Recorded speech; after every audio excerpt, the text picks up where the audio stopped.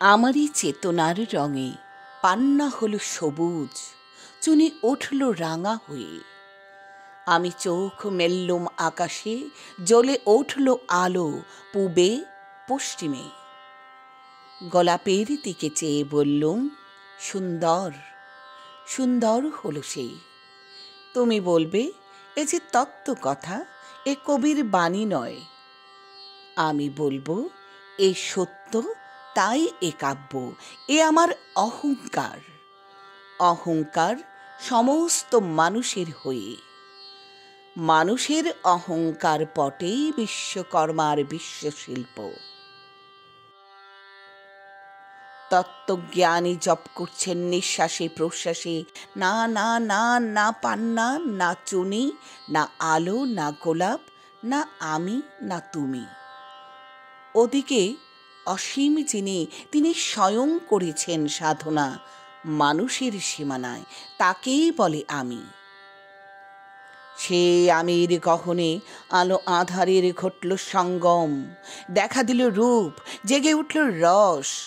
না কখন ফুটে উঠে হলো হাঁ মায়ার মন্ত্রে, রেখায় রঙে, সুখে দুঃখে।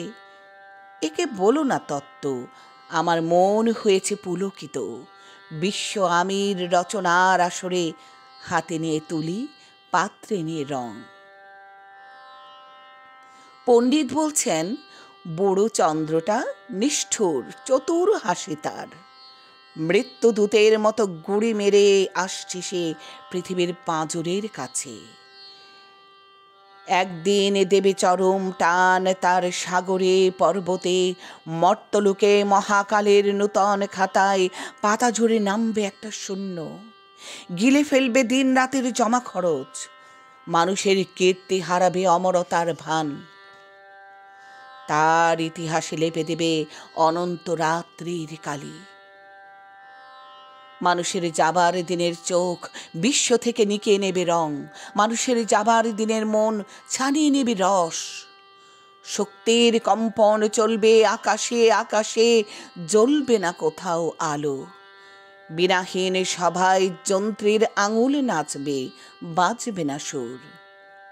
সেদিন কবিত্বহীন বিধাতা একা রবেন বসে, নীলিমাহীন আকাশে ব্যক্তিত্ব হারা অস্তিত্বের গণিত তত্ত্ব নিয়ে। তখন বিরাট বিশ্বভুবনে দূরে দূরান্তে অনন্ত অসংখ্য লোকে লোকান্তরে এ বাণী ধ্বনিত হবে না কোনোখানি, তুমি সুন্দর, আমি ভালোবাসি।